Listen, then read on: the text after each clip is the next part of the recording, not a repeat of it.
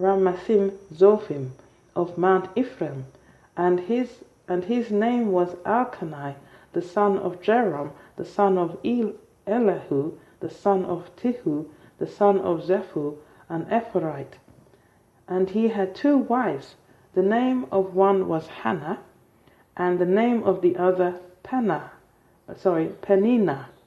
And Peninnah had children, but Hannah had no children.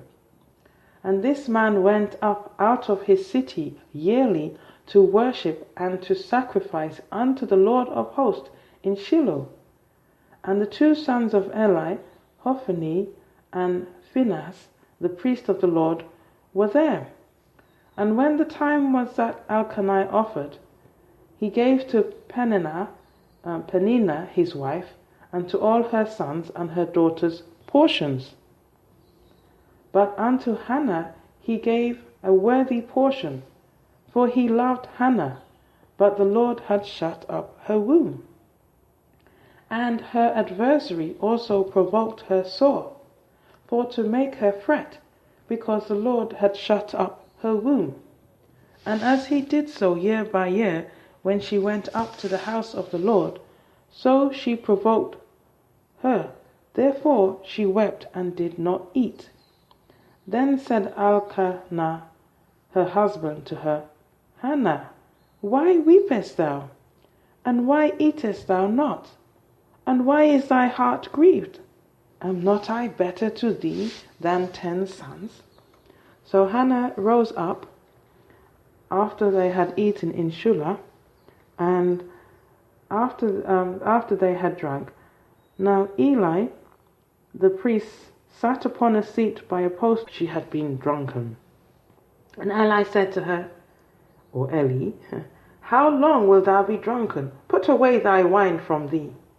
And Hannah answered and said, No, my Lord, I am a woman of a sorrowful spirit. I have drank neither wine nor strong drink, but have poured out my soul before the Lord.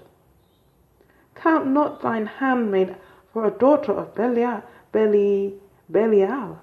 for out of the abundance of my complaint and grief have I spoken hitherto.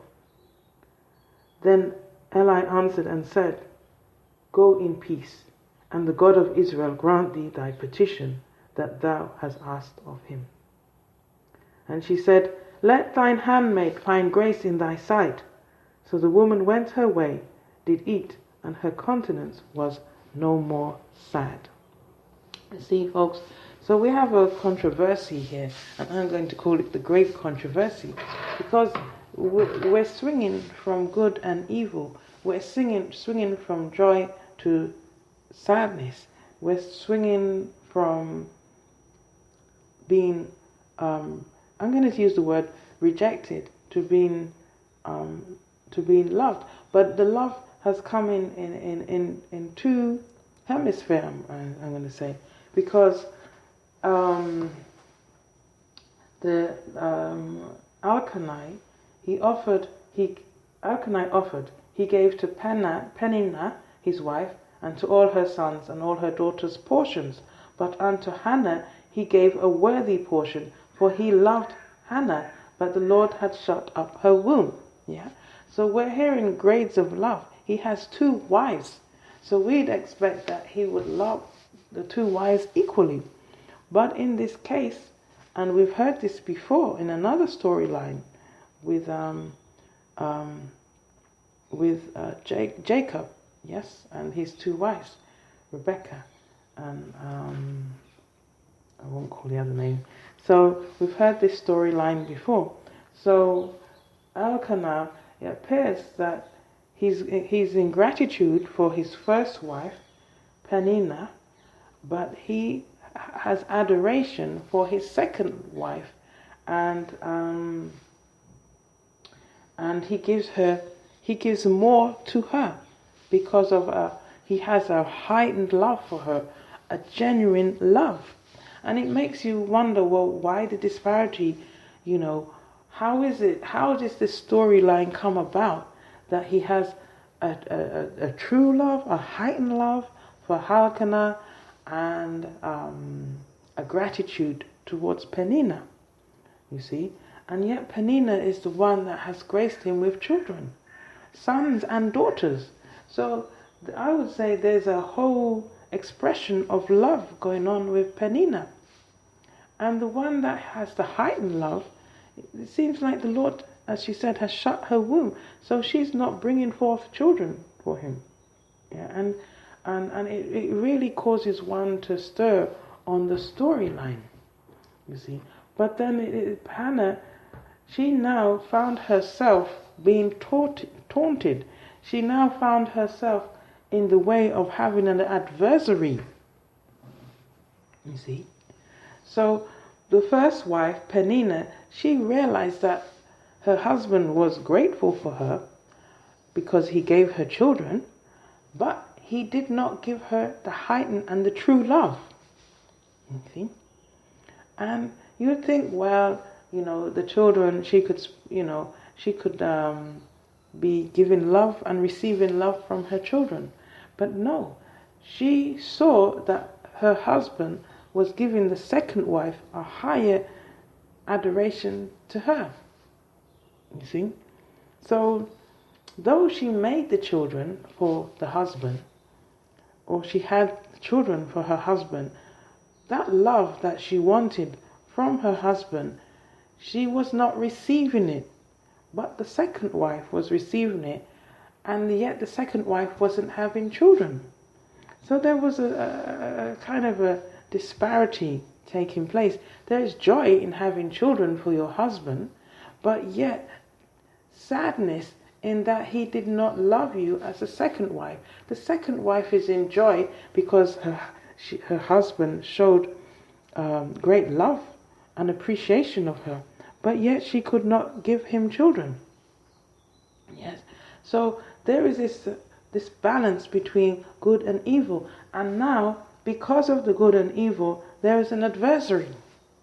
There is an opposing force that, and I would say it's like the pivot. It's what's holding this, the scale of good and evil. Yes, the adversary. That's what's coming between the situation. Okay, so now Penina becomes an adversary to Hannah. She taunts her. Yes, she reminds her that she doesn't have children. She tries to give a false, built-up expression of herself. So Penina expresses herself through having her children. Okay, she expresses love through her children, and she builds up that expression and compares it to her rival. Okay, and so there is different grades of love, and each type of love hurts the other. Each type of love hurts the other, and it just really makes me think about Hannah, that Elkanah has a great love for Hannah. And it makes me also think that maybe this is a marriage of convenience, in that it's traditional. It's traditional that in those days, in the time of the book of Samuel was being written, that the men were able to have more than one wife. Right? And so maybe it could be the same as Jacob when he wanted to marry Rebekah, but he had to marry her sister Leah first because she was the eldest. And it was traditional that the eldest marry before the youngest. So in order for him to be able to marry Hannah, he had to marry Penina. Right? So now Penina, she has to follow tradition, and she's in a marriage where her husband would have preferred just to have Hannah. Yes? So she's kind of outdone in having a husband who could have loved her ultimately, you see. So there is a real controversy, a real built-up of tension, there's a loss and a gain in either situation. Penina, she's lost on having, I'm going to use the expression of having a husband who could have loved her dearly and foremost. but she had to follow into tradition. Yes, so but she gained children out of that. She gained children who she could turn through and bring forth an expression of love in her children. But